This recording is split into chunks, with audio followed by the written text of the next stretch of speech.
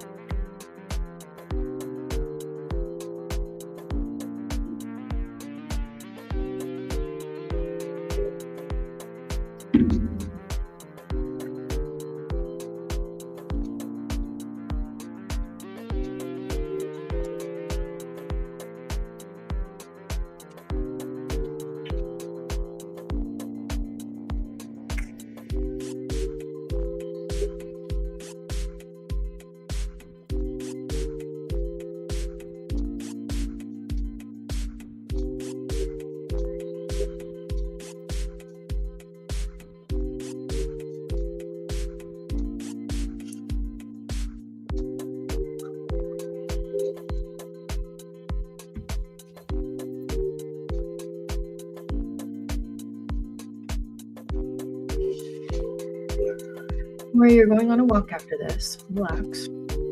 Calma.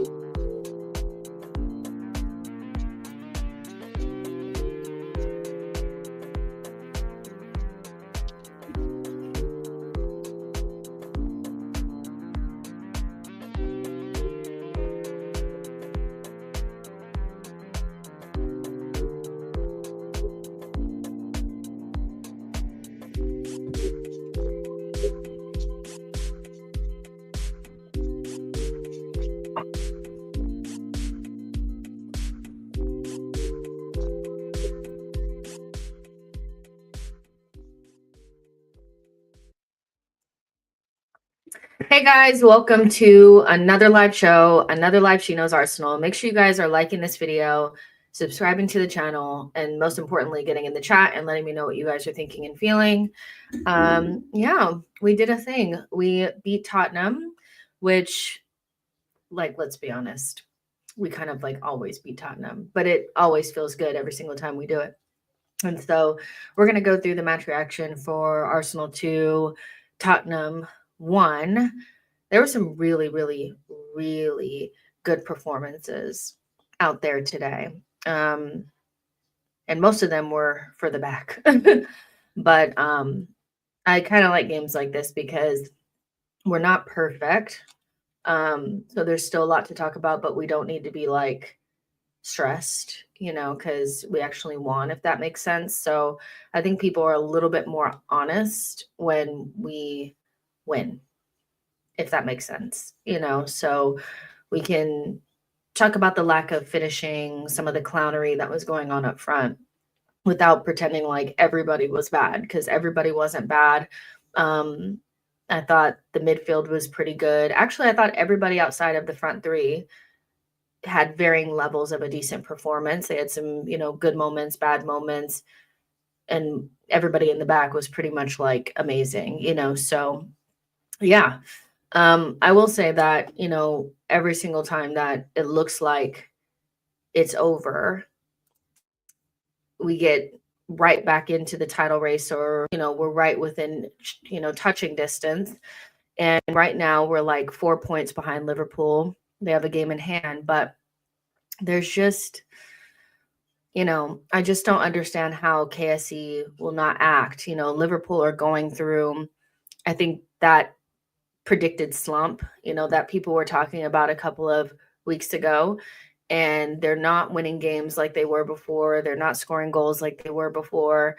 They're giving up goals a little bit more. And so if there is an opportunity to win the league, then this is it. This is the time, so the window is open. Once the window closes, there will be no other opportunities for us to improve this team, which I know is like not groundbreaking, but genuinely, KSC, I know you're not watching this, but literally, how can you sit there and watch what we saw today and see a team that is very much so skint up front close the gap on Liverpool and not act? It would just be beyond me if we go through this window and do absolutely nothing when we're in another situation where the title is right there. It's not like it was in the first season where we're running away, but it's definitely within our grasp, So you have to act. You cannot have watched what we saw up front today and not think that we need to just bring in at least one attacker. Go slap the money down at Leipzig and ask for Sesko now. Put an extra 10 million on it to make them, want to sell or be open to it. Test the waters for different players. Don't let this opportunity go past, because if we don't act, there will 100% will be a moment where we get close enough and it slips away. You just know how it is. So I think that's my overwhelming feeling after this game, is that I'm immensely proud of the team for persevering through like a difficult moment where we weren't necessarily at our best, but like that is what I expect from the midfield back. I expect that type of performance. I expect us to win the ball up high. I expect us to pass the ball forward. I expect us to, defend our box really well. I expect Raya to win those balls in the air. I expect sliding tackles and blocks. I expect those things. That's what I expect. And beyond the goal that they scored, where it was a really poor moment for us and our basics were just like non-existent, the response from that was very much so the Arsenal that I know, where the attack is what it is. It's so separate from the rest of the team. I think Rice was phenomenal today, and I think Odegaard and Partey had bad moments, but also really good moments too. I don't think their performances were like all bad either. But up front, we're just lacking so much. And, I saw the tweets about Isak. You guys can forget it. They've gotten into the top 4 now. Newcastle will probably cruise on into the top 4. So anybody that thought we had a chance of getting Isak, it's over. But there are so many other players out there that will give us more shots. They'll take more risks. They'll have more actions in them. They'll actually be able to connect with the ball when they take a shot. The fact that Trossard scored that goal, I'm like, why don't we just shoot more? The goalkeeper is a child. I know he did well against Liverpool or whoever they played the other day, but he's genuinely a child, and we didn't really put him under any sort of threat in that first half. We really should have been shooting a whole lot more, but we can't shoot. Either guys are whiffing or they're not making good connections, or it's just like way off. And so I think we're just like beyond the point of like, it's so beyond just, obviously they need confidence and stuff like that, but we just need more talent up front. And I just don't know how you don't act. If our attack was even half as good as what we have in the back, we'd be running away with the title. That back line is fabulous. Like that back line is so, so good. But moving forward, like, yeah, crazy. So yeah, Isaac says this game was such a showcase on our lack of finishing. We are a joke in the box. Very, very happy. TV says exactly how is Trossard hooked and Havertz wasn't. Tendai says Havertz is useless. He should have been hooked instead of Trossard. Theo says love Odegaard, but I've been saying his shots have zero venom in them. We need serious ball striking. And yeah, I mean, in those front 3 positions, if you had players that were actually dangerous, I don't think we'd be looking at Odegaard to be our main creator, tempo setter, build-up person, goal scorer. We're looking at players to be our end-all be-all, and in reality, like, we just need attackers that can attack, you know? Of course, Odegaard could be a little bit better in the box and, you know, take better shots, and I do think that his overall game was actually good today. But I think when we're like, our attacking mid needs to be the one, no. We literally have a striker that was horrible today, and our wingers do nothing. So, yeah. Tabuki says, I think fatigue might be a factor with our attackers. Potentially, you know, I don't know where they're at, really. I don't know where they're at, you know, with their fitness or whatever. But I do think that it's probably separate issues. I think Sterling lacks game fitness, and he just came back from an injury. Trossard looked like he didn't have any confidence until he sat Poro down on his ass and broke his back. Like, until that moment, Trossard was literally playing against us, and then all of a sudden he came to life and then ran out of gas at about the 70th minute. And then there was Havertz, which I have no words for. It's so hard because I really don't want to pile on him, but he's just not. He's regressed back to the player that first signed for us. You know, just he couldn't even bully like Archie Gray. You know, that's, you know, maybe he is tired. I don't know, but again, KSE needs to act. The club needs to act. You know, John says MLS is smug, and I like that. I like that. We don't have enough players that have confidence. You know, he doesn't seem arrogant to me. He just seems like somebody that really rates his abilities. So yeah, he's such a good player. I don't want him to humble himself. We have too many humble players. We have too many players that want to pass the buck on to someone else. And right now, you know, if I wasn't scared, you know, for MLS, because I know that he is just coming into the team, I would say that, you know, Calafiori needs to hold bench for a while. You know, he has no business getting into this team over MLS, you know? Brian, thank you so much for your super chat. Says I was negatively Gunner all week. Now I'm toxic positive. Thank you. F Nando's FC. We are winning the league. Come on, you Gunners. And that's how quickly it happens. Chemist Saint says that through pass by MLS in the first half was gas. Calafiori is going to have a hard time coming back into this 11. And really, Sterling should do better with that pass. Like, he didn't really go for it the way that he should have. He should have really went for that, because that was a really good pass from MLS. And yeah, our attackers lack bravery. They lack invention. They lack actions. They lack speed. They lack 1v1. They lack goal scoring. They lack clinical finishing. They lack everything, you know? So yeah.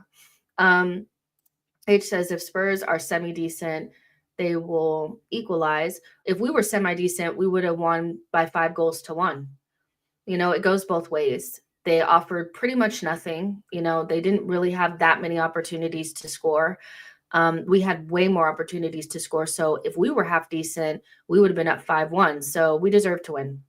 Sorry, guys. This is one of those games where there's not going to be, oh my God, but if the Spurs were, no, they weren't good.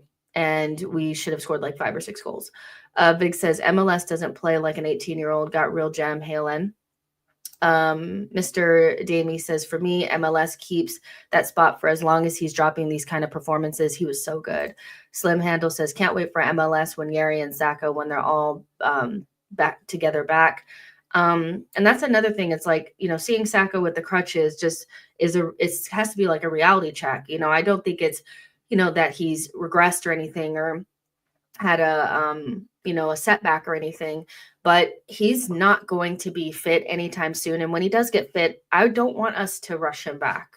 I want there to already be there, like I want there to already be somebody there so that we don't have to rush him back, because this is the biggest injury that I think he's ever had. And my fear is that we'll break him from here, you know? So yeah. Anton Dunn says, Gabriel for captain. Listen, you know, he's performing really, really well. John P says, when is Nwaneri back? Any news? I have no idea. Isaac says, raise the technical floor of this team. Up front, like 90% of our problems go away if we have a striker and another winger. Anton Dunn says, MLS is crazy strong. Imagine when he's a man. I mean, some of the things he was doing to Kulusevski shouldn't even be televised. It really shouldn't. I mean, Kulusevski is the type of winger that will bully most fullbacks, but he got no change out of MLS. Like, he's so, I think that's what separates him from like other young players that come through. It's just the physicality aspect of things. Like, he didn't have to get up to it. He was just so confident, and his technical level is really high. And I think that's the thing, that the cocktail that makes him so special is it's the physicality mixed with the football IQ, mixed with the technical ability. You don't find very many players that have all those things. You really don't. Some players, it's like Zinchenko. He has the football IQ and he has the technical ability, but he doesn't have the athleticism. That's why MLS for me is like, he instantly comes into this team, because in the Premier League, unless you're City and you just hold on to the ball all the time, you're going to get bullied if you don't have any sort of physicality on you, And so, yeah, MLS is just, I don't know how it was just so good. And again, in a season where a lot of people were talking about Ethan, MLS has been the biggest surprise, this season. He's been so good. The Cosmic Moss says, good win, deserved win, still only just alive in the league, but Villa won't be as open as Spuds. Yeah, I mean, I don't know what Villa are going to be giving, because they're very much so like you never know what you're going to get. You could get wide open conceding, or you can get them playing like, Barcelona, so who knows? But yeah, I think we'll see what happens when we get there. ITK Sports says, Arteta wants to make all of us mad. You are thinking about next season when we have a crisis. How big is the 70 million spend on a forward? I mean, well, I will say that Arteta is not giving me the feeling that he doesn't want a forward. I feel like he's pretty much said in multiple pressers, especially now that we have no Nwaneri and no Jesus, that we need to act, and we are going to act and stuff. So for me, it's not really Arteta now. Is the club going to act, So yeah, you can blame Arteta for a lot of different things. Like, you guys know, I have a laundry list of things where I think, like, listen, this guy, has done this, this, and this. But he's not sitting there in pressers saying that we don't need anything. Like, he's really saying that we do. So it's up to the Cronkies to get off their ass and actually invest and push and be aggressive. If they're not, we'll fall away. This team doesn't have enough goals in it. That game should have been over so much earlier. They were giving us gifts, and the clown show between Sterling and Havertz for both of those chances was just like shocking to me, So yeah. World Boss says MLS is really impressive, and he's playing at a high level at such a tender age. Yeah, Here to There says, for better or for worse, Arteta's going to ride 29 to the end. The fact that he played the entire game or didn't get hooked before it's just nuts. It's just nuts. I feel like he values making him work and being his mental support and, his therapist more than us winning. No sane manager buys him, and no sane manager doesn't bench him. Like, you can make the mistake from the beginning and be like, damn, it didn't work out. But the fact that he's trying to force it now, he was not even able to get any change out of like a 17-year-old Archie Gray, who's a midfielder that was playing at the back. He was really, really ineffective today. Yeah. Ronnie says, you're not winning shit, you wankers. Those Spuds tears, they're so good. How do you like that? We're not even good right now, and we can still beat you. We've done the double over your precious Ange. Now get the fuck out of my chat.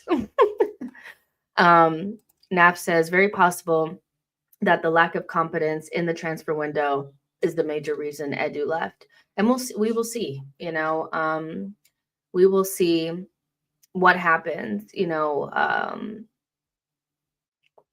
with our windows past Edu, because if it gets better, then maybe you can say that Edu is the problem. John says, I just love the way, I just love the way Sun celebrated only to be shushed. They never learn. They never learn. We could be on our fucking deathbed and I still feel confident that we could beat them. They're so shit.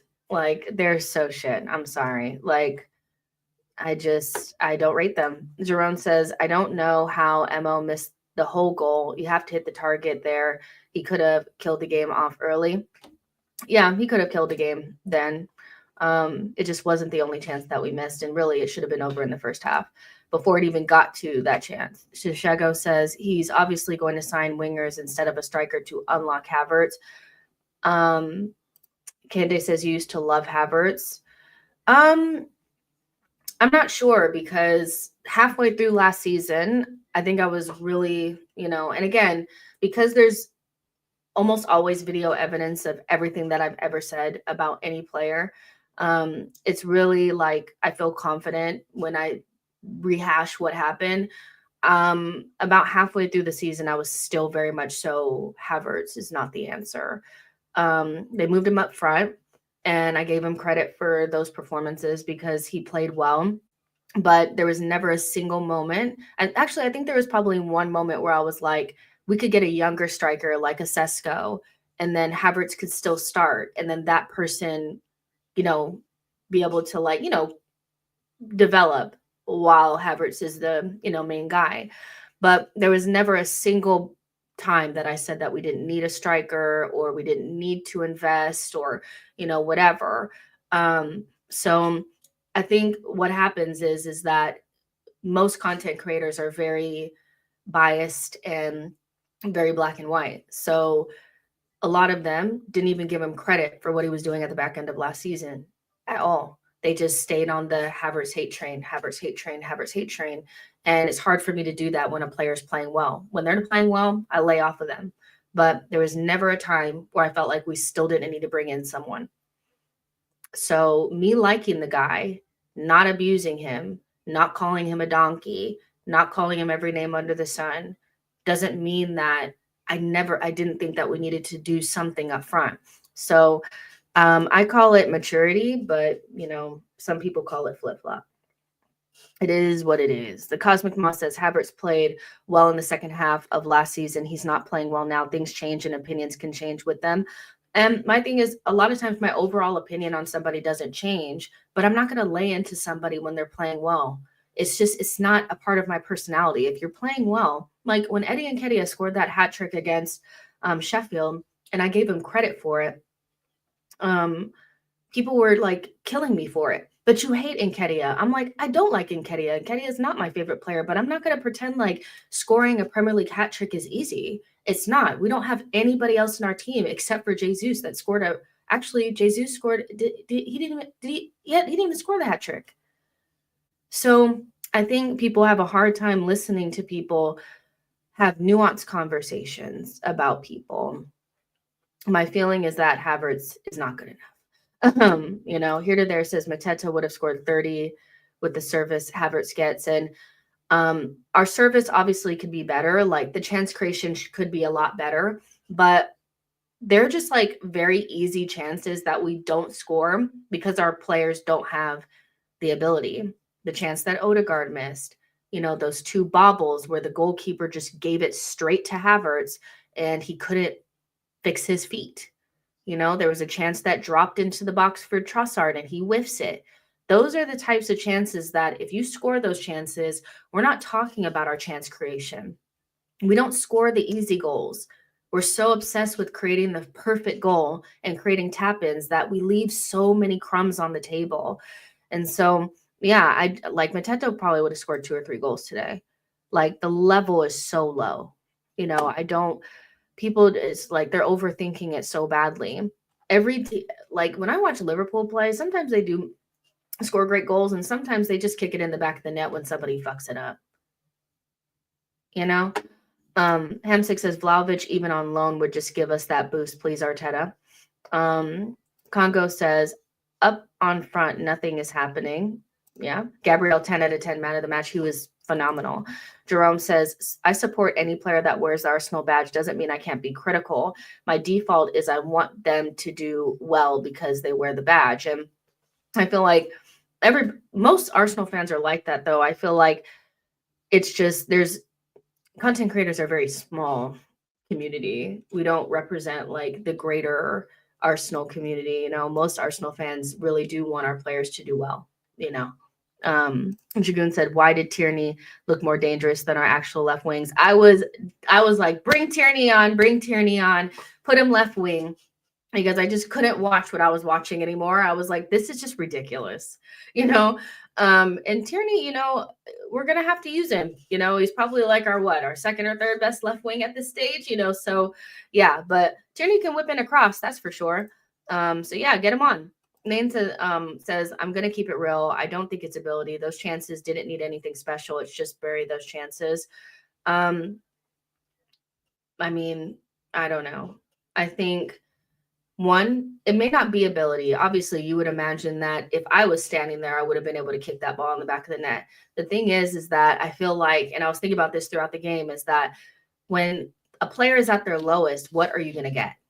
You know, and I think we have too many players that when they get to their lowest, they're like almost unusable. Of course, you know, Kai Havertz can kick that ball in the back of the net, but I think we also have to look at the mentality of some of the players we have up front. They're our softest players. Our forward players are not our mentality monsters. Our mentality monsters are from the midfield back. And when I say midfield, I mean from like Declan Rice back. Those are where our mentality monsters are. So it may not be ability, you know, because those chances don't really require a special finish. But we have too many players when they get low, they get so low that they can't do shit. And I don't want any more confidence players. And I know that to a certain extent, everybody is a confidence player. But to me, there's like a huge difference between, you know, first of all, we need players that don't have these dips so often. You shouldn't be having the beginning of the season that Havertz had and now the beginning of the season that he's having now. We had about January, February, March, April, 5 good months with him. We had about 4 good months with Jesus. You know, there's just too many players in this team that have too many mental breakdowns too often. We really need players that have stronger mentalities.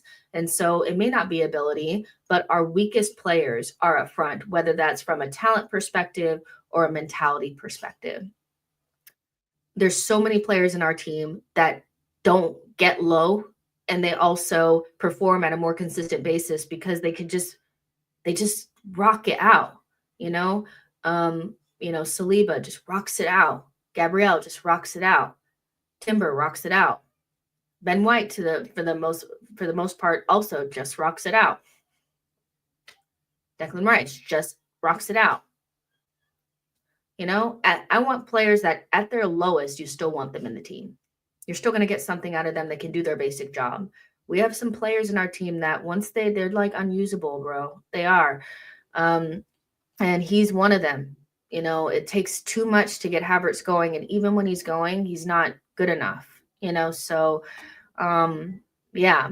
John says Poro's getting done over was the highlight of my game. Expressions was in shock. It was so funny because once Trossard got that Cruyff off, he became like a different player. You know, he was like, I'm so excited. And so, yeah, I'm sorry, but that was freaking hilarious. And to get done by like a 30-year-old Trossard is just hang it up. Like, hang it up. There's just no way that you can come back. Like, I mean, I'm going to be rinsing that. Like, that was so good. Jerome says, I missed the Poro cooking. Hope I can find it on YouTube. You'll be able to find it on Twitter if you go on there, or X. Anton Dunn says, I want Jota. I don't. He's injury prone. TV says, why is Havertz at his lowest, really? Why the manager loves him so much? What's the issue with him? The highest earner as well. Shaking my head. I'm getting fed up with the confidence thing. Cosmic says, I feel like it's a confidence more than ability for sure. That's why we need something to put a spark back in the front line.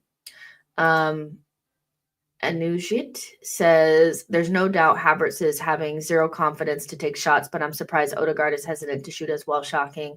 Yeah, he's not definitely not at his best, but I also don't think his performance was as bad as people are saying it is. I think Odegaard could do one bad thing in a game, and any of the good things that he did is instantly erased. He's definitely on the list.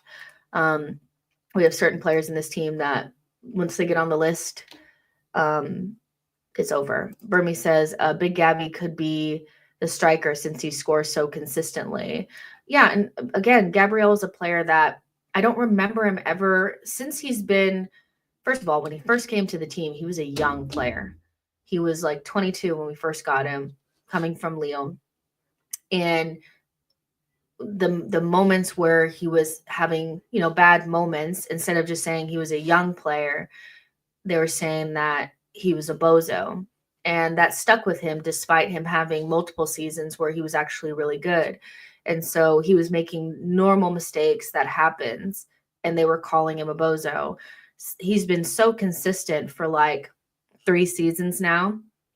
And I cannot remember throughout that period of time where he has had a whole half of a season playing like shit. Do you see what I'm saying? Like, we don't know if Gabriel's been going through shit. He's had a child, he has a wife, I don't know what's going on with his life, but I don't remember him going through like a half of season of playing like ass. Do you know what I mean? And that's why it's like the stark difference between the mentality of the defenders and the mentality of the attackers is shocking, because we need attackers that have that same tough skin as the Gabriels in the team. The Gabriels in the team, the Salibas, the Timbers, the Whites, we need that. Because I'm not even I don't even know if I feel like it was a bozo G in Jerome. I just feel like he was a young player. And Gabriel, unlike Saliba, did not have he didn't have to ever play with the shitty group. He never had to play with Amari. He never had to play with the Wash David Luiz. He never had to play with those players. Gabriel actually saw one of the worst versions of Arsenal, and as a young player had to play with them. And instead of backing him, he was a bozo, because rivals were calling him a bozo. And as a fan base, we are pretty weak. Like, we don't have the ability to say like, oh, well, Gabriel, young player, just needs to sharpen up. That's why a lot of people don't rate Gabriel, is because we double down on the bozo thing. And once your fan base starts saying it, it's pretty much over. But you imagine like Gabriel, like he's been through not being a favorite at the club, not being the favored one, not getting a lot of arms around the shoulder. His mentality is top. It's top. It really is. O'Malley says our defenders have personality, swagger, unlike the attackers, which is why I'm surprised that we don't recruit the same type of players up front. But maybe because when you have attackers with those types of personalities, maybe it's not the same, as the defenders. It maybe could rub the manager the wrong way. I don't know. Here to there says Big Gabby is the most underrated defender in Europe. He has become class all around. And there was a period of time last season where people were saying that he still wasn't good at passing. And I'm just like, we got to that period where I tell it's like the Artetification of Arsenal, where we've galaxy brained the fuck out of, football. And we forget that defenders are meant to fucking defend. If they're good at passing, that's great. But Gabriel and Saliba are both really good ball playing defenders. But because they weren't midfielders, or Gabriel isn't a midfielder back there, didn't appreciate the passing that he can do. He's an old school kind of defender in the way that he defends the box, but he's very like contemporary in the way that he passes as well. And so I just feel, with all we need to have midfielders back there to help us build up. People are so disingenuous about Gabriel's passing. First of all, if your defender needs to be your main ball progressor, your midfield isn't doing enough. Gabriel should make those nice passes into the left half space and be able to pass it to the likes of Partey and Rice and Odegaard and let them do their fucking job. Because guess what? Gabriel is not only doing his job back in the box, but he's doing the job in the opposition's box too and scoring. So yeah, Kwame says, Jess, I don't know how we cope without Gabby Magalhaes. Televator says, Big Gabby fucked up against Man U, gave away a goal, memory loss. No, I don't have memory loss, because if you remember, because maybe you hit your head and you don't remember, is that he made up for it. He made up for it. So not only that, he slipped. So, I mean, why are you holding on to it? Probably because maybe you were somebody that's running around telling everybody that Gabriel's a bozo. People make mistakes. The problem with mistakes is that they need to be few and far between. And if you have the mentality to make up for it, like score a goal to even up the game, then what does it really matter? Why are you holding on to it? When's the last mistake you can think of before that? Come on now. Come on now. Daniel says Gabby is a top player. And I tell you, without Gabby in this team, Arsenal will be doomed. Arteta should go and trigger the buyout clause of Victor Osimhen. That's random. Gabby's top player. Go trigger the clause for Osimhen. I like that. Jerome says the defense is allowed to make a mistake. The problem is the attack isn't scoring. If the attack did their job, the one mistake our defense makes per game wouldn't matter. Our defense literally has to keep like clean sheets in order for us to win a lot of games because we just don't score enough goals. We don't have enough players that can create moments, so we don't get the moments goals. Like the goal that Trossard scored today is not a typical Arsenal goal. The goals that we usually score are from patterns of play and set pieces. Those are our main things. So we usually don't get the individual moments where somebody just takes a shot and it goes in and it's not a part of a pattern. And we also don't get the easy goals, like the ones where people fuck up passing out from the back and we just kick it in the back of the net. The goal scrambles, we don't get a lot of those either. So those are already two avenues. Oh, and direct free kicks. All three of those we don't get. We have set pieces and patterns of play.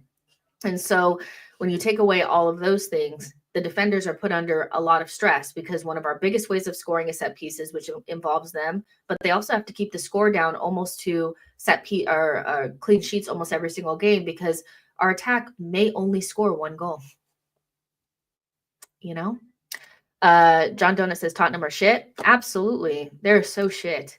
Rob says 100% winning by a single goal every week isn't how teams win titles in any league in any world. Kwame says, Theo, you're right. Gabriel is our best CB set piece scorer. Of course he is. John says our attack is so bad that God had to intervene because he's showing Arteta the signs, but he is not seeing. Yeah, for sure. And I don't think Arteta coached a bad game today, and I don't think he necessarily coached a bad game the last couple of games. It's just really Arteta's biggest failing is that he has, again, and Ornstein did confirm this once again, is that his power in the club is growing. And, he pushed for Marino despite the club not necessarily being, they weren't excited about the age and they weren't sure that we were going to get the value for money for the signing. He pushed for Calafiore, even though they were, concerned about the injury record, and he pushed for Havertz as well. So again, Ornstein is saying these things. If Ornstein told you tomorrow that we were signing Messi, you guys would fucking believe it. So before somebody says Ornstein doesn't know anything, he's probably our most accurate Arsenal talking head type person. And so even though Arteta is not necessarily coaching poorly, some of his decisions off the pitch have led to this blunt attack. And so he has to take credit for some of this. It's not, I just think it's, sometimes we need to not pretend like he's not getting his targets. These are absolutely his targets. And we would have won more games if we had just had players that can score goals. Do you know what I mean? Jerome says, today I'm going to enjoy that we slapped up Spurs shit team. Don't chat to me again, dead birds. I love that. Kwame says, I was so impressed with Sterling despite my views that we wasted money on him. H says Sammy McBell is more relevant. He also said it as well, though, too. He also confirmed it. So either way, it's true. Johnny D says Havertz is a special footballer. If you take a pedestrian of the streets or a peasant from a farm, he does better in attack. Is a special footballer. Okay. Let's see. John says Gabriel always makes up by scoring a goal. Haven't seen Van Dijk or Saliba scoring after making a mistake. Yeah, I mean, Saliba could score some more goals, from set pieces, but I would never ding him for it.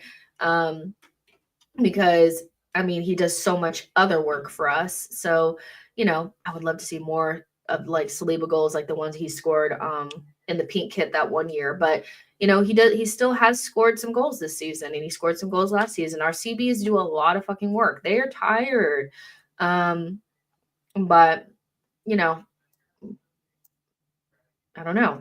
Abdo says Gabriel's passing literally won us the Aston Villa game. What are these people talking about? I just feel like Gabriel was not a popular figure for a while because the narrative around him, and we were under stress and pressure. And then also we had bought Saliba. Gabriel's biggest problem coming into the team was that we had bought Saliba and everybody wanted Saliba. So anybody who wasn't Saliba, like Ben White, like Gabriel, was instantly compared to this superstar French center back, and they couldn't do anything right. Now that Saliba's in the team, the comparisons haven't been as bad, but I do think Gabriel has been pretty much treated like a stepchild, So, yeah, Neo says Gabriel should be our captain very soon. He's a leader, passionate, and fighter. Do you guys think that Arsenal should change the captain? You guys know I'm open to it. I'm not a big, protect emotions type of person. I feel like after, if you were to not strip him of the captaincy, but just change captains, because it shouldn't be like a stripping. Like, oh my God, like rip it off of his arm, take it. No, just like, you know what I mean? That if you give the captaincy, first of all, I don't think your attacker should be a captain. I've always said this. Maybe it's old school of me. Maybe it's just like old man shouting at cloud. But I feel like not your goalkeeper, your center backs or a defender or a defensive minded midfielder should always be your captain. I just feel like it's a better fit. I feel like it's always been a better fit for us. Tony Adams, Vieira, it just works better. And I think your attacking players need to be free to just attack. There are only a certain amount of attackers that can be your club captain and also think about scoring goals and doing this and doing that, and you have to have a certain type of personality. And I'm not sure that, without Xhaka, Odegaard necessarily has all of the abilities to be our captain. And this is coming from somebody who thinks Odegaard played well today, that thinks that he's a great player, that thinks he'll come back into form. Like, I'm one of Odegaard's biggest fans. That being said, I would love for him to not be overburdened anymore. I think Rice is a better fit for captain, and maybe even Gabriel, maybe captain and vice captain. Rice being the captain and Gabriel being the vice captain feels a lot more realistic, but who knows how they will feel being the captain of a massive club like Arsenal under pressure, because again, we don't know how they'll deal with the pressure. We can just sense from the outside that they have the type of personality that maybe fits it a little bit more. I don't necessarily need a screamer and a shouter, but I need somebody that performs really well, like 99% of the time, and is also not an attacker. John says Odegaard is the best captain in this team. Ahis says Gabriel Magalhaes should be Arsenal's captain. Let's see. Jerome says Rice has been the captain before. I think he's the best fit. Aha says, hey Jess, that may have been the worst Spurs away performance I've seen in a North London derby. They were trash. We are not ruthless. Gabriel, man of the match, MLS top. Most the team were sound or better, bar the front three. Yeah. And I'll be honest, I don't care if Spurs were good or not.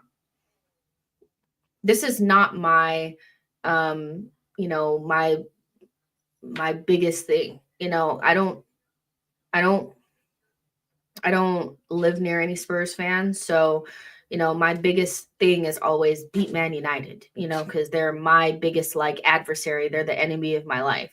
I just expect us to be, Tottenham are so irrelevant in my mind that I don't care if they play well or not. I don't care if they get up for the game or not. I don't give a fuck if we're at the toilet bowl or we're at the Emirates. We should be beating them. They're not a good team. You talk about mentally weak. They're a mentally weak team. Soft underbelly for sure. Weak ass coach, not very good, just the most pathetic club on the planet. I hate mentioning them in the same breath as us, so for me, I don't care. I just get the 3 points, put the 3 points in the bag, they're just not, they're not they're just not top of mind for me. H says Rice should be our captain. English and Ken, death the referee, done with the West Ham and win a trophy. I hear what you're saying. Johnny says Odegaard is okay because the man is the hardest worker on the pitch after Rice. Only Rice is dead after 80 minutes. Odegaard is fresh in the 97th. He is an amazing athlete, a long, slick, technical skill. I just think Odegaard needs more help if he's going to do it, because like Xhaka really helped a lot, to be honest. I don't think his mentality and his voice in that team can be understated. I do think Odegaard is crumbling just a little bit, but you know, I just don't think it should be the end of the world if we were to change it up. You know, it's just not a big deal to me, but maybe it would crush him. You know, only people that are close to him would know, you know. Televator says, I want an intelligent player as captain. Fuck the caveman settings. I mean, Gabriel and Rice are very intelligent players. You can't be a dumb fuck and be an Arteta Arsenal player. I'll be honest. We don't have a single player in our team except for maybe Martinelli that's not that smart, and he's not an Arteta player. He wasn't purchased by Arteta. All of the players that Arteta has bought that are in this team now are intelligent players. So the caveman thing is, I feel like, a misrepresentation of those players. Just because you're physical and you're athletic doesn't mean that you're not an intelligent player, you know. Big says switch up on Odegaard is insane. People are randomly forgetting his performances. Porto, UCL, round of 16, for example. He leads the press, by the way. Listen, Biggs, you're preaching to the choir. I'm Odegaard's biggest fan, but I just know how it goes. Once there's already a big section of the fan base that don't like Odegaard, and they've always been there, and so they don't support him when he's not going through a good time. But whenever he is doing well, they pretend like it's not happening, or I just let it go by. You know, I'm just like, whatever. You know, I'm critical of his performances when he's not playing well, but I thought he played well today. You know, so I don't know. Jagoon says, I knew you were going to say Martinelli was the exception. Listen, I don't know what to tell you. Isaac says, Xhaka in the All or Nothing documentary was the vocal leader of the team, it felt. Jordan says, Jess, I really believe if we get Mbomo and a competent striker, we'll win the league over Liverpool. This window is crucial. Honestly, I love Mbomo. Brian Mbomo is like literally my favorite player outside of the top six. I like Brentford. I love Thomas Frank.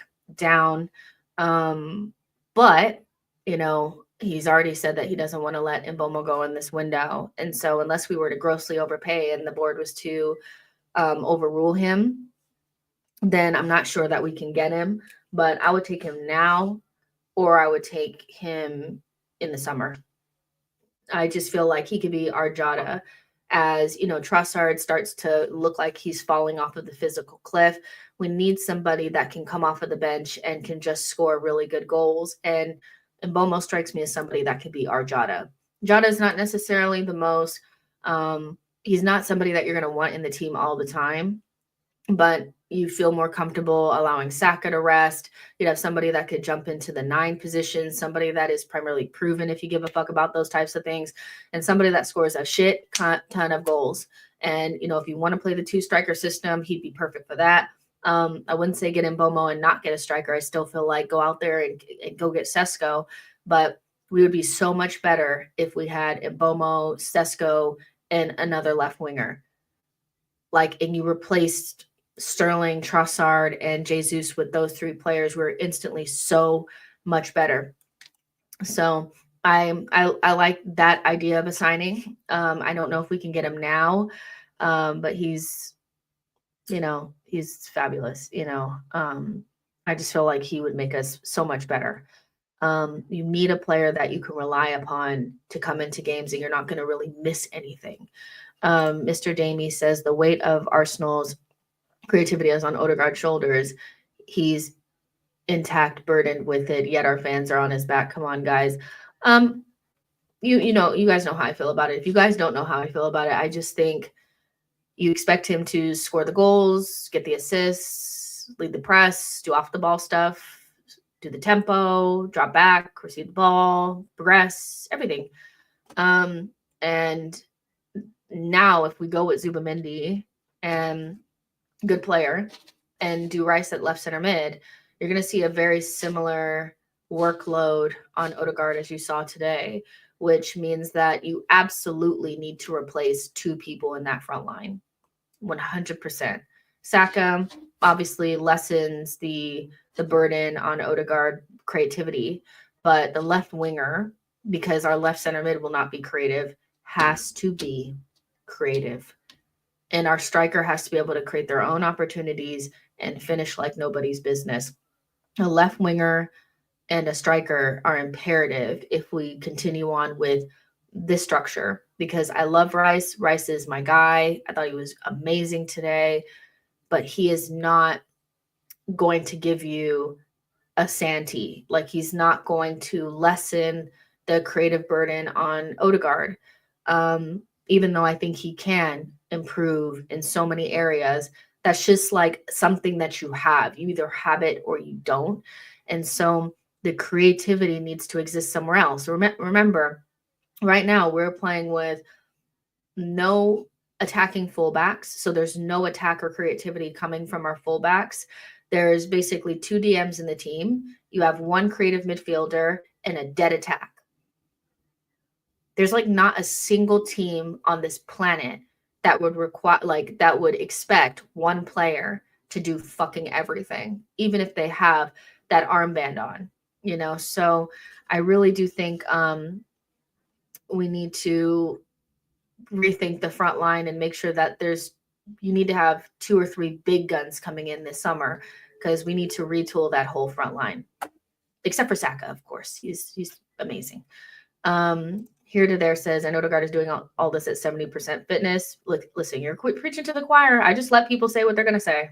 I just let people say what they're going to say. They sound ridiculous, but that's just, yeah, whatever. Daniel says, if Arteta is going to sign any player, why not recall Reece Nelson? Because I think Reece Nelson is injured, and Fabio Vieira, respectively.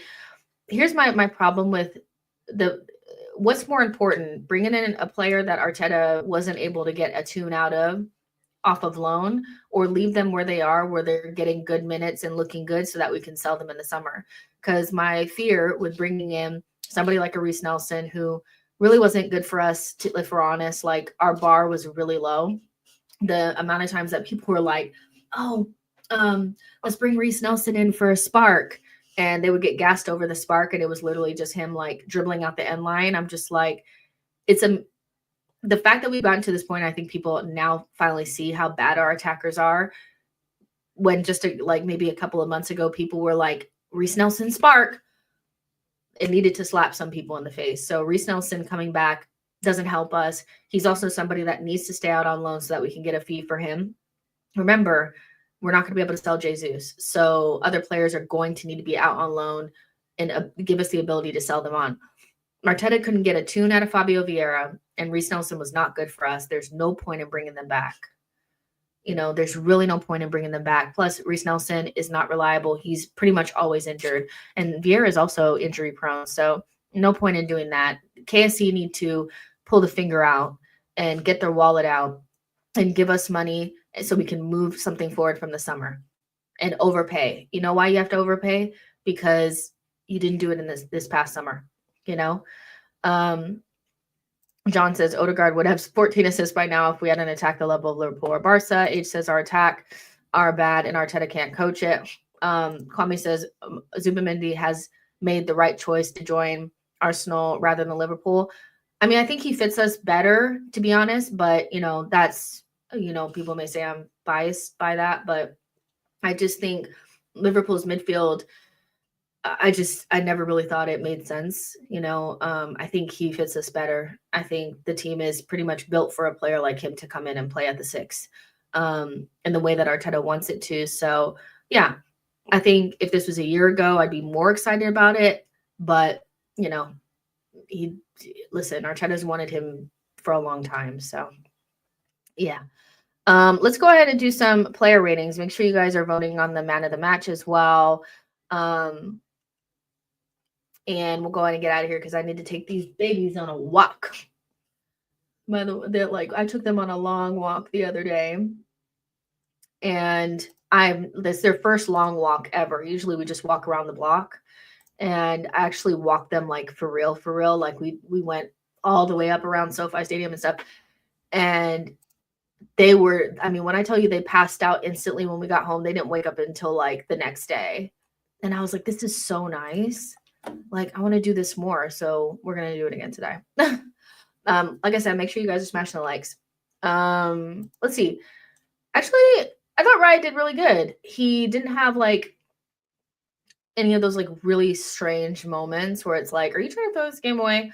I thought, you know, he claimed the balls in the box really well, and he made a really good save against Kulusevski where he could have scored.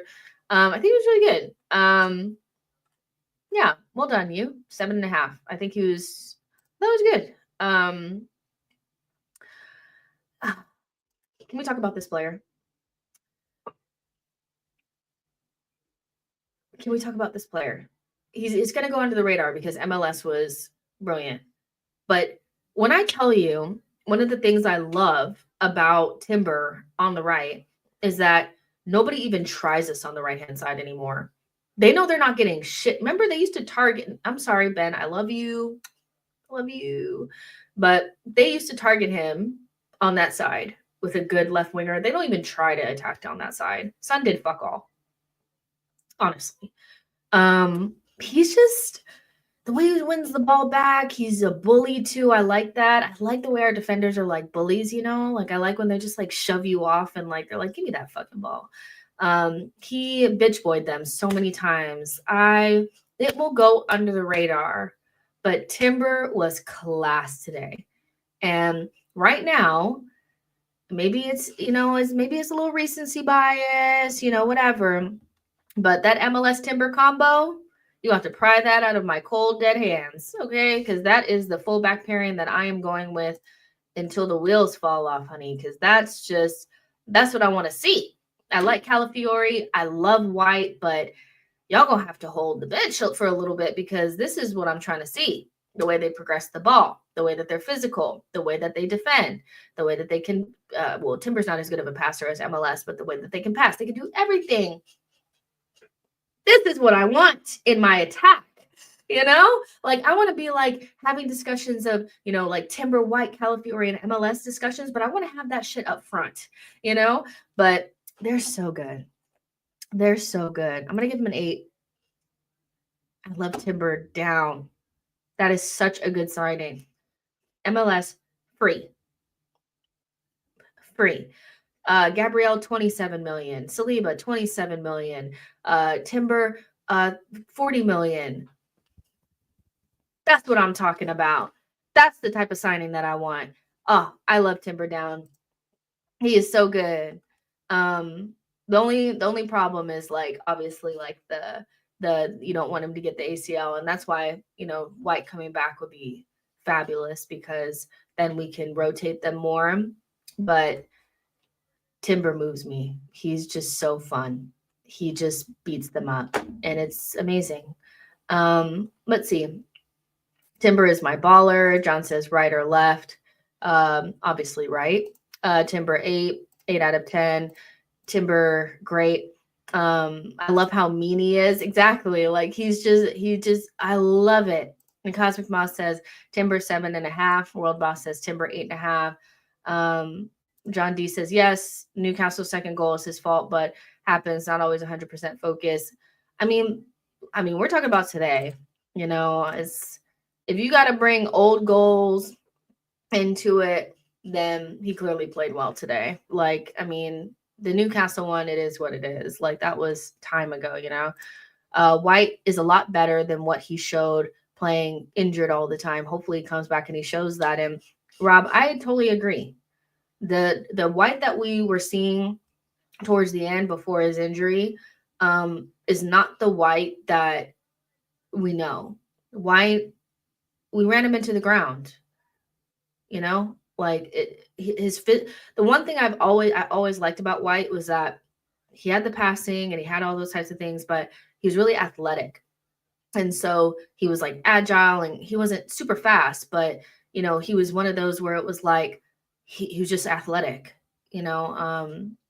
and he lost a little bit of that. The pace was gone. You got past him, he was grabbing you. He just hasn't looked fit enough, and so I don't want him rushed back either. But equally, Timber is kind of like a ticking time bomb as well, So yeah, but White is great, but Timber moves me. The way he bullies them, that's what I want. Because I've watched our players get bullied so many times, and it gives me the ick. And I know when Timber and MLS are just shirking off, their little funky ass forwards, it gives them the ick every time they have to watch it. Jerome says, let me put it this way. Give me White or Timber. I'm happy as long as one of them are right back, and I'm more than good. 100%. I agree with that. We talked about Saliba like a little bit, but beyond the one moment where he tried to dribble forward and then got his feet tangled, I actually think he played really well today. Obviously it's not as shining of a performance. Like I think MLS and Gabriel are really like more of like the story, but I still think that this was a good Saliba game. Again, he did some good bullying, running them out the end line. He defended well. He passed really well. I thought he was good. We're so used to Saliba performances that, it's just the standards. It's the standards. So yeah, 8 for Saliba. I thought he was really good. Where is he? Gabriel, man of the match, I think. Wow.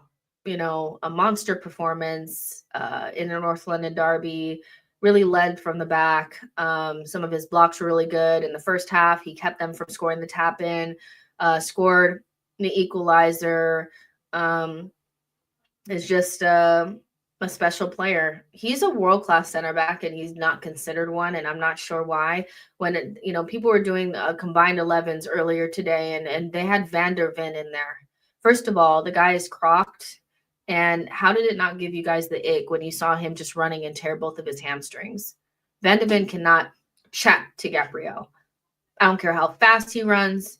I don't care about, the odd goal that he scored that one time where he dribbled down the pitch. He can't chat to Gabriel. Why? Gabriel is so underrated, and he's 27. He shouldn't be underrated anymore. 3 world-class seasons from him, where I don't really understand why he's not getting the credit. Actually, I do, because Arsenal fans signed, sealed, and delivered that bozo thing. But my God, what a performance that was. I mean, he's just so good. I'm gonna give him a 9. And he's my man of the match, so he'll get the highest, but what a guy. Cheap. That 27 million is cheap. Woo! Kwame says Gabriel Magalhaes is a colossus of a center back. World Boss says Gabriel Magalhaes 8.5. Cosmic Moth says Gabby 9.5, man of the match. We wouldn't have won without him. Big Gabby needed that after giving away the goal last game. He didn't, because he made it up and it canceled out. So he didn't need to do anything. Kwame says Gabby 9, man of the match. Jerome says Big Gabby 9 out of 10, man of the match. Johnny says Gabriel 9 out of 10. Come on, you crowd, don't fail me now. Yeah, I mean, he was really, really good. I like that performance. Heat praise on this young man. Heat praise on this young man. First of all, he shifts them, and I loved it, because hello, it was giving me what it needed to give. But he praised on this young man, because when the season started, it was, Munyeri and MLS is there. But now, what are we watching? I mean, he's getting better from what he started with. He's getting more confidence, which I like. He bullied Kulusevski. I will not hear anything else. He bullied him. The pass that he put in for Sterling deserved more. His ball progression was good. He was lit. That was such a good performance, man. I'm gassed. I can't wait to see the comp. Whew. 8.5. Would love to see him in midfield. If Arteta had anything about him, when Calafiori came back, he would put MLS in midfield so we could see what the fuck that looks like. Because I bet you he's insane there too, but that's his natural position. But just about like probably not the man of the match because Gabriel scored, but that first MLS goal, you guys, my head is going to go into a different dimension. He's got a defender in me, honey. You can't say shit to me about MLS. Nothing. Jerome says, you know what's crazy? He's only 18 and hasn't developed his grown man strength yet. He's a bully.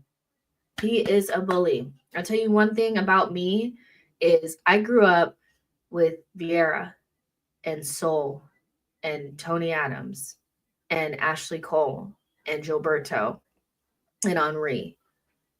I grew up with big bad bullies. I just, when your players get knocked off the ball, it gives you the ick. So I like to be the deliverer of the ick. When he was just doing this to Kulusevski, I don't know.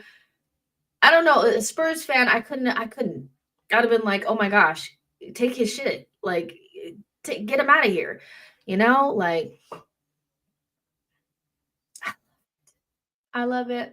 Nothing makes me happier than that. Just take the ball away from you and just leave you in the dust.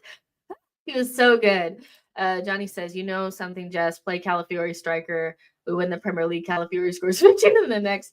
Listen, Calafiori, you're a striker now, you know? But I mean, like, I wouldn't mind seeing Calafiori just play left back in MLS, go a little bit further forward.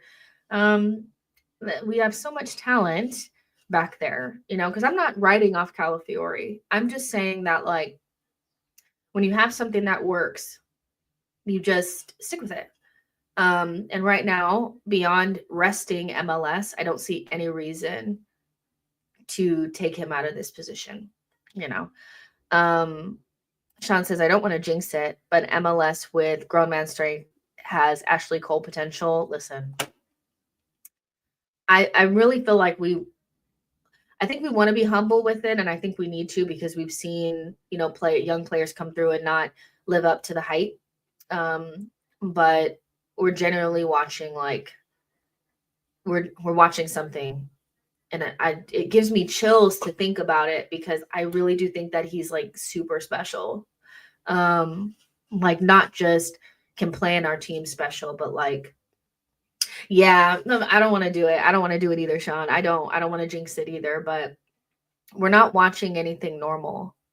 This Miles ain't no puppy.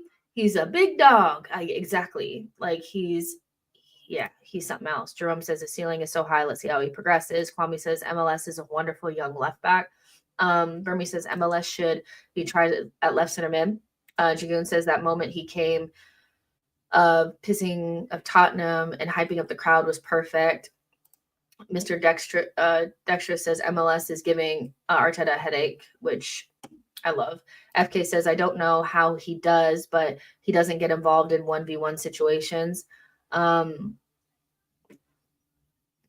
think he stops the problem before it happens. I think some of our defenders have to drop off because they don't win the ball initially, or they don't know if they can win the ball initially, and they don't have the pace, so they have to drop off. And when you drop off, you put yourself in a 1v1 situation, which is something that I've seen Zinchenko do quite a bit, and I've seen Calafiori do, where instead of being aggressive and going like first contact, they drop off because they know if they get beat, they can't keep up. Where MLS, I think he has a little bit more wiggle room to hit them with the first contact, win the ball, and if he doesn't, he could probably keep up with them.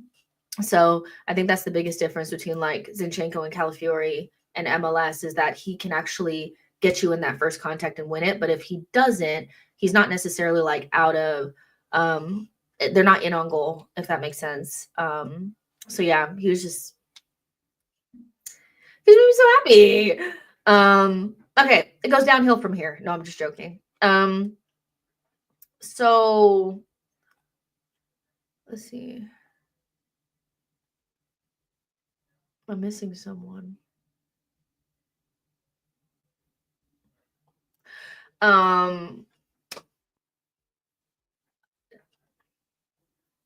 Wasn't terrible. He had one of those like Dr. Jekyll and Dr. Hyde kind of performances today, where that first goal, just letting Sarr just run through our midfield. And this is also why I'm not a fan of Rice really high and Partey by himself, because on the island by himself, he's just not going to track. And Sarr just dribbled straight through that side. And then I thought Partey was lazy and gave up a soft corner. And then we didn't defend it well.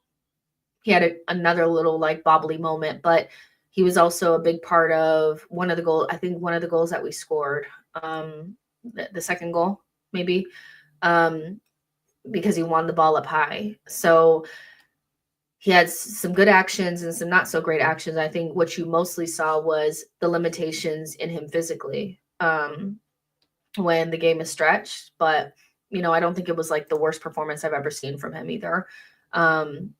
So I'm going to give him a 6.5. No, I think that's low. 7, somewhere between a 6.5 and a 7, like a 6.8 or something like that. Nothing really to write home about, but not the worst I've ever seen. So like a 7. I thought Rice was one of our best players. To be honest, I think he really, the thing with Rice is that I've clocked it. With Rice, he's a big game player. Big game players, he's the type of player that really shows up in the moments against the better teams or games that really mean something. Where we struggle a little bit is when the opposition just decides not to play us, and we need more intricate passers. We need more cuteness in and around the box. And I think that's where Rice is a lot less influential. But when the game is like this, his influence is felt. The sweeping up, the winning the ball back, the defending the box, the getting forward, the creating moments. He should have had an assist or 2 assists. He got, if they took the goal away from Gabriel, maybe it doesn't count as an assist, but an assist for Gabriel's goal. And then also he gave it to Trossard, and Trossard fucked it in the first half. That is the the coin of Rice, is that he really shows up in the big games. And like today, big game player. And I think in most of our big games, he's one of our better performers. When it comes to the games where we need a little bit of more cuteness, when he's playing in that left center mid, we need more pocket players, and he's not that. So Arteta needs to figure that out. But that being said, and maybe if Arteta wasn't so afraid to play another attacking mid at left center mid instead of your Marinos or, whatever, because Arteta has played Declan Rice in the 6 multiple times when we play against teams that try not to play football against us, Everton and Ipswich and teams like that. And we've struggled, to score goals. If the left center mid isn't like another player that is a low touch player like a Havertz or a Marino, if you have like more like a Santi-ish type of player, I think you're fine. But that is the duel of Rice. And you need big game players for big games. There was a period of time where we played against top 6 and we couldn't beat them. And that was because those little diminutive players, those soft creative players, they didn't have it, but a player like Rice, he has it in the big games. Whether we win or not, that's up to debate. But I don't think there's ever a time where you look at Rice and you say he's not up for the big game, So I thought he was really good today. I thought he was one of our better performers, our best midfielder today, I thought. And yeah, he was fabulous. One of the man of the matches. I'm gonna give him an 8. Let's see. Kwame says Zubimendi, Marino, Rice, Odegaard. It will be a difficult choice for Arteta with our midfield. Rob says Zubimendi is necessary. Jorginho and Partey aren't going to be viable soon due to age. Hamsik says I can see why Arteta sometimes plays Jorginho. Yeah, I can see why as well. Kwame says Rice never gives up. Rice tirelessly never gives, like he never gives up. Rice and Peas 8. Cosmic Moss says Rice 8.5. Great delivery into the box. Kept trying to make things happen. El Rolo says Partey was a 7. Made some great passes and some nice tackles. House of King says Jess, you just skip Partey. We know. Just skip Partey. We know you hate him. You will fucking pick everything wrong he did and credit Rice for the shittiest move just to skip him.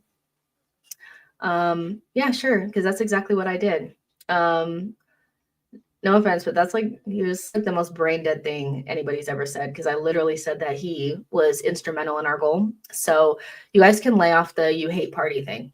You know, I try to be as unbiased with him as possible, despite him not being my favorite. So, but Rice was genuinely really good today. And like I said, like World Boss says, Party wasn't bad. I didn't say he was bad. You know, I just said that first goal, it's not great, you know. Mr. Jamie says Partey is a solid 7. Yeah, exactly. I said like 6.5, 6.8, 7, something around there. John D says that tackling for our winning goal was epic, all forgiven. Yeah, exactly. And Cosmic Moss says Party 6 shouted at him alongside Gabby about closing the space in front of the box. So yeah, I didn't say it was bad. And I do think that there's some games where Rice is better than Partey, and I think today was one of those days, but that doesn't mean that Partey was terrible either. He was instrumental for our second goal, and that's for sure. Johnny D says, I feel like we're like Chelsea. We buy Havertz as an 8, doesn't work. Buy Marino as an 8, doesn't work. Now we buy Zubamidi for a double pivot, definitely instead of Havertz or Marino. So yeah. Next, controversial maybe, but I actually think Odegaard was really good today. I think he did a lot of good things, winning the ball up high. You know, his touch was a lot better. I think him missing the shot instantly will be the main moment that people will talk about. And because it's like to me, it feels like he's coming out of his funk, because I don't actually think he was bad against Man United either. I think he just missed the penalty. Now, the big moments are super important. I'm not saying they're not, but my biggest concern with Odegaard is his overall game. His overall game for me, in the games prior to the Man United game, were way too low. The overall game, outside of the big moments. I feel like the big moments will come as the overall game gets better. That being said, it's a really inopportune time for your captain to be not in a good time, or not in a good period. When Saka's out, we really needed him to be in a position to step up, and I do think he's improving. But you can't really say that, because obviously he has the target on his back right now. So I'm going to give him a 7. I think, again, growing, improving, much further to go. And so, yeah, he just needs to like get the finger out. You know, Burmy says Rice is a mentality monster. Jagoon says find yourself someone who loves you like that guy loves Party. Yeah, Kwame says Jess is entitled to her opinions, House of King. And he's entitled to his, but don't say things I didn't say. Like, it's, you know, it is what it is. Isaac says Odegaard needs the floodgates to open. Kwame says Odegaard should have finished Tottenham for good. Odegaard 7.5 out of 10 for the Trossard assist. Would have been an 8 out of 10, but the man can't shoot, and he knows it. That scoff was 3-1, was horror flicks straight out of the scoffing dead. I love that. Mr. Dexter says Odegaard's pass to Trossard on the replay was disgusting. I mean, he had you know, again, when it's the player that you like, you can always see the good and squint and see. I don't feel like I needed to squint to see as much as games gone past, but I think he was actually really good today. You know, so it's just not a popular opinion right now because he's been shit, you know. So, you know, you miss a pen in a game where we go out in the FA Cup, it's going to be a hard road to come back from. Him and Havertz, they got a lot of work to do, you know. So I get that. What do you guys think of Sterling? Thoughts on Sterling? I want to know what you guys think on this one, because started bright, fell away, couldn't get past Spence. Looked like a clown with Havertz, just trying to bumbling around with that ball. But I think he had the most excuse to not be up to par, because he hasn't played and he just came back from an injury. So my expectations of him are incredibly low. So as long as he pretty much doesn't kick it in the back of our own net, I'm pretty much like, huh, okay. You know, I thought he did all right, you know. So yeah, what do you guys think? Yeah, because I saw some people saying like he was good, and then some people are like, oh my gosh, you know. So Jagoon says wasn't impressed, hella annoying. Cosmic Moss says Sterling 4. Dude would not take the space on the wing that was given. Mr. Dexterous says, I'd say 6. Kwame says Sterling 8. Here to there says 6. Sterling was okay. Johnny says, I always give a 0.5 or a full point to Odegaard for running 30% more than everyone else all the minutes of the game. Isaac says Sterling was decent but looked rusty. Mata says, laugh out loud at him almost taking himself out when running. Menzic says Sterling was better than previous games. We might get something out of him. Shit, we need to get something out of somebody. Yeah, I'm gonna give him a 6. I don't think it was like the worst thing I've ever seen.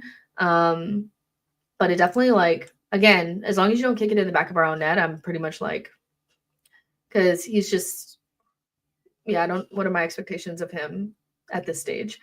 Havertz, I don't know, honey. I don't know.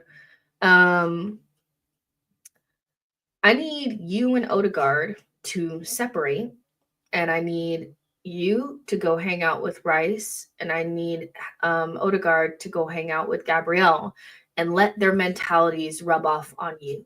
Because maybe you guys are hanging out too much and birds of a feather flock together, and you are who you hang out with, because the two of you, the level of confidence down in the dumps, uselessness, can't trap, can't shoot, look like, it's just, I don't know. Like, I don't know. Maybe he's tired, but even when you're tired, it can't be what I saw today. I think that's a confidence thing. He looks just like the Havertz that came to us. No, not ever to trap a ball, fouling unnecessarily, getting bullied by an 18-year-old. Like, we need to be so fucking thorough right now. You know, I was dying for him to come out, and there was nobody to bring on. So I was like, just bring on Tierney. So, yeah, I don't know. It may just be because I've never really got with the signing fully, that I'm very quick to, you know, be upset with his performances, which I can see that, you know. But I just don't know if I can watch this. I just don't know if I have it in me, y'all. I don't know. Like I said, when our players get bullied or, you know, they get ran over, whatever, it gives me the ick. And today was like, oof, you know. But some people are saying you look injured or tired or whatever. So maybe it's that, but I feel like it's 5, like below average. I don't know, man. Arteta said Sesko can't start over him. Here to there says, what on earth will Arteta not go back to Trossard as false 9 instead of Havertz? It makes no sense. I mean, Martinelli is in better form than Havertz. You know, so Trossard, Sterling, and Martinelli could have been something, but he loves Havertz. So, I don't know. You know, he loves him. Johnny D says Sterling is a chicken with big hips. He's sometimes good, sometimes a disaster. He's whatever. Yes, 5.5 out of 10. Peter there says Havertz, he ran hard. That's all I can say about him. 3. Johnny says Havertz a 2 out of 10. Not much better than a 0 out of 10 in the 2 cup games. Hey, that's progress. He did have one almost decent header in the 97th minute, or in the 97 minutes. Mr. Jamie says Havertz's confidence is low. 5 for me. I just don't.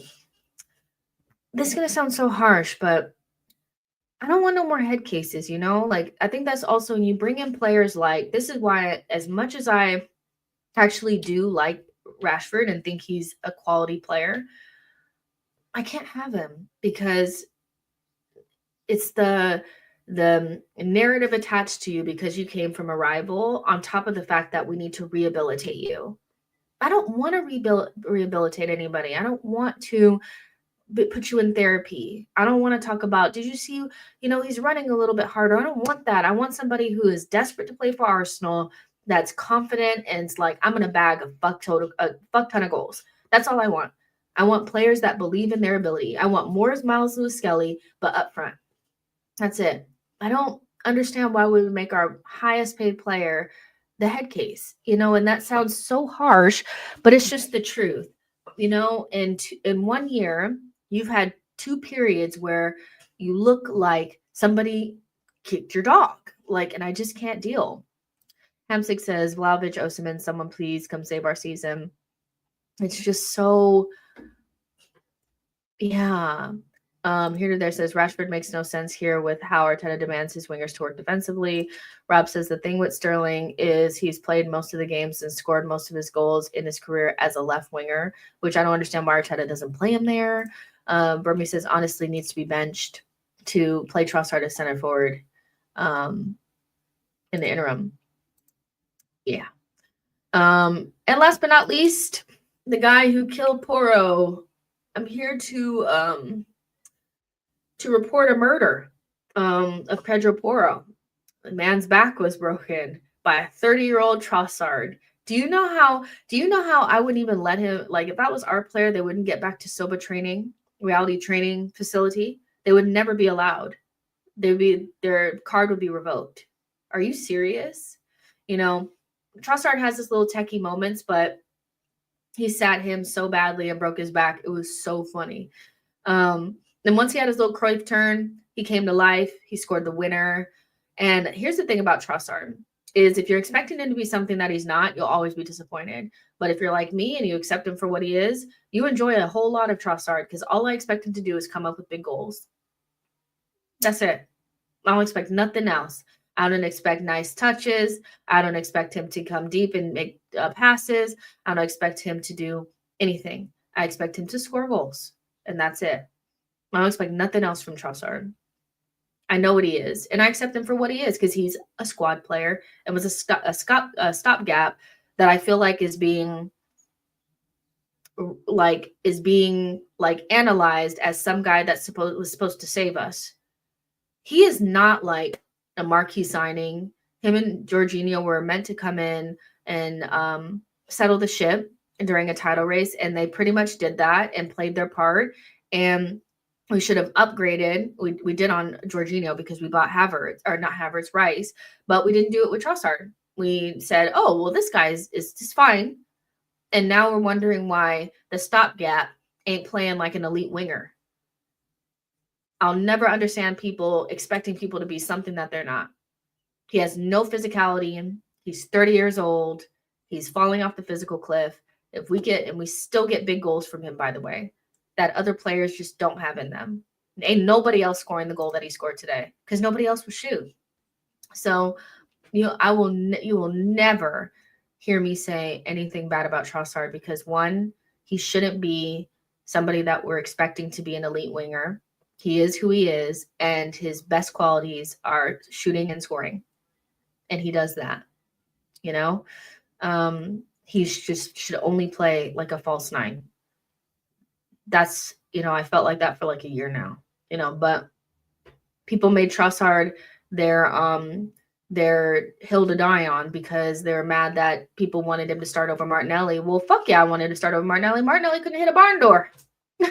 Yes, I wanted him to start over Martinelli. You're absolutely correct. If Martinelli was even 50% good, I would never even want to see Trossard. You know what I'm saying? So, yeah, it's a niche. Trossard is a very niche club, that I'm pretty much the only sole member of, but I like to be in that club because he scores bangers. Johnny D says Arteta for me gets a 10 out of 10. Nobody would have played Trossard instead of Martinelli today. Masterstroke. Victor says it's crazy how we play him as a touchline winger. Yeah, he has some tech, but the guy needs to be in the box more. F9, inside forward, inverted winger. Arteta has really misprofiled him. Rob says, still remember the goal Trossard scored against Liverpool. When he's good, but you can't rely on him every game. Hamsik says he's a very eclectic player. I agree with that. Kwame says he's so strange. Mr. Jamie says Trossard goal, I remember of his quality. Let's never forget that. Cosmic says Trossard 8. It was pretty bad for the first 20, 25 minutes, but got the goal. Broke a guy's ankles. I mean, yeah, I like it. Johnny D says Trossard 8 out of 10. Stole Pedro Porro's slippers. Tottenham fans covered their eyes. Isaac says Trossard 10 for landing the minerals on spuds. Yeah, and that's the thing. I don't think that like Trossard is somebody that I've actually like changed my opinion since the last time that we spoke about it. I think we talked about it the other day about Trossard staying. I do think in the dire straits that we're in right now from an attacking standpoint, I don't even know if we could keep him. I really think we need like a full makeover, which would also mean that he would go. But I'm sorry, I like him. I like what he offers in terms of good goals off of the bench. When you got players like Martinelli in the weeds and Havertz in the weeds, you have to have guys that can come in and perform. And so he does that for me. Does he have a fucked up touch every once in a while? Yeah. Did he 100% get Saliba sent off? Yeah. Is he frustrating? Yes. But he's had way more good moments than bad since he's been here. Way more good moments. Blue says, Jess, you're always harsh, but you spits that real. Not always easy to hear, but that's the thing. It's the truth. Havertz needs to shape up.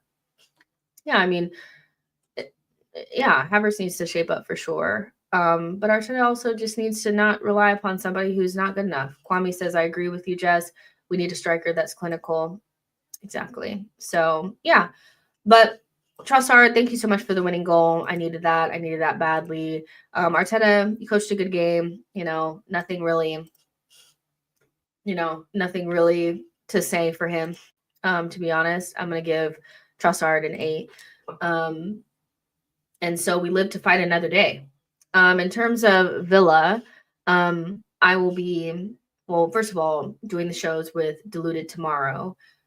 So his channel first, my channel after. I'm going on Mo's channel at 2 p.m. so you guys can see that. And then for Aston Villa, I'll be going to Cosm again. So the match reaction might be a little bit delayed, but I am going to do one, so don't worry. And yeah, make sure you guys like and subscribe on your way out. I'm going to go walk the dogs. And I will see you guys tomorrow for sure.